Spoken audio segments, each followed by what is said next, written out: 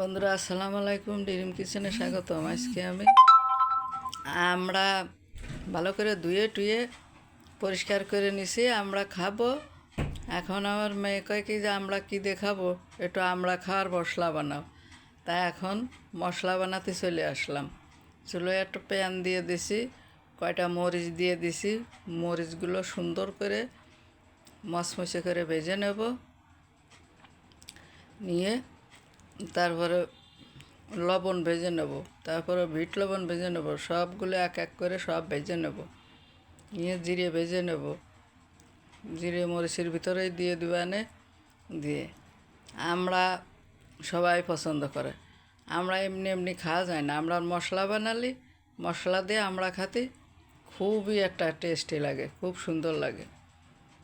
তা আপনারা সবাই বাসায় এভাবে মশলা বানিয়ে আমরা খাই। দেখুন মরিচের ভিতরে একটু জিরে দিয়ে দিলাম, জিরেটা আবার মচমচে হলেই নামাই ফেলবো। এইভাবে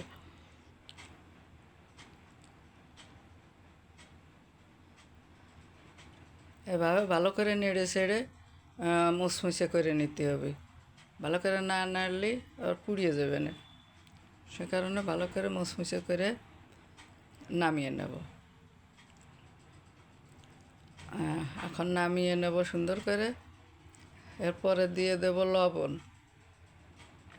লবণটা দিয়ে সুন্দর করে লবণটা ভেজে মচমচে করে নিতে হবে, না হলে লবণ পানি থাকলে মশলা পানি কেটে যাবে না।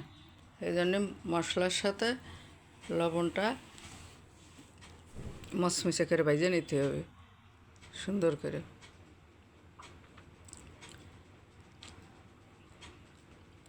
এভাবে হালকা করে মচমচে করে ভেজে নিলে মশলা, খুব একটা মশলা দিইনি, এরকম আমড়ার মশলা এইভাবেই বানাতে হয়।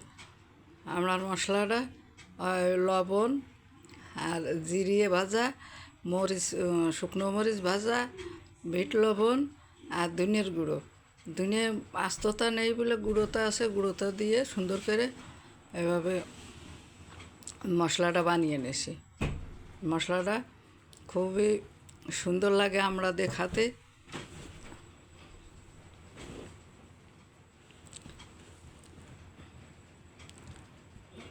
লবণ ভাজা হলে লবণটা একদম ঝরঝরে হয়ে যায় আর একটু লালটে লালটে হয়। লবণটা ভাজা হয়ে গেছে, নামিয়ে নিলাম। এবার দেবো বিট লবণ। বিট লবণটা দিয়ে সুন্দর করে ভেজে নেব। বিট লবণটা ভাজা যখন হয়ে যাবে বোঝা যাবে সাদা হয়ে যায়।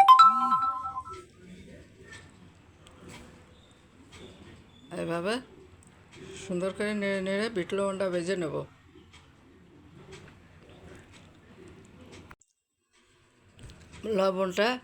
বিট লবণটা সাদা হয়ে গেছে, ভাজা হয়ে গেছে। এখন চলে আইছি পাটায় জিরে আর মরিচ আগে একটু গুঁড়ো করে নেব।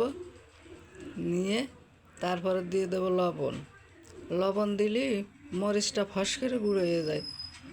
আর মরিচ এমনও সুন্দর করে মুচমুচে করে ভাজা হয়েছে, মরিচ এমনও সুন্দর হয়েছে, বাটা হয়ে যাচ্ছে, তাড়াতাড়ি গুঁড়ো হয়ে যাচ্ছে। এভাবে সবগুলো মশলা একে একে বেটে নেব।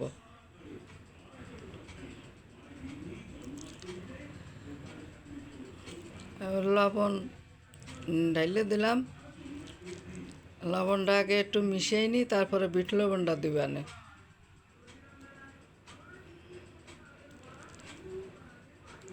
বাটতে খুব সুন্দর, মরিচ মুচমুচে হয়েছে, লবণ মুচমুচে হয়েছে, খুবই সুন্দর বাটা হচ্ছে। এভাবে সবগুলো মশলা বেটে নেব।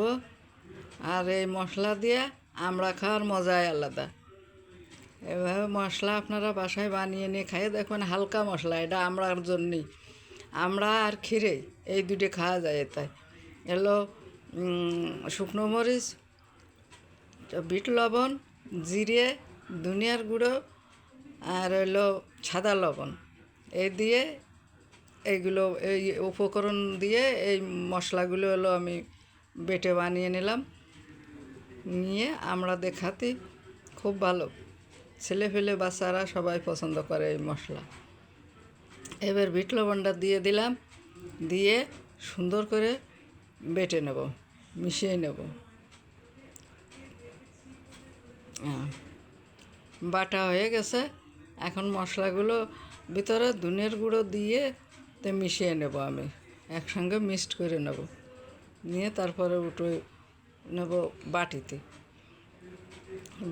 বাটিতে উঠোই নিয়ে রেখে দেবো। এখন আমরা খাবো, তারপরে যেগুলো থাকবে পরে আবার বাচ্চারা আমরা কিনে আইনে আবার খাবে না, ক্ষীরে কিনে আইনে খাবে না, ক্ষীরে দিয়ে খাওয়া যায়। খুব সুন্দর একটা মশলা বানালাম।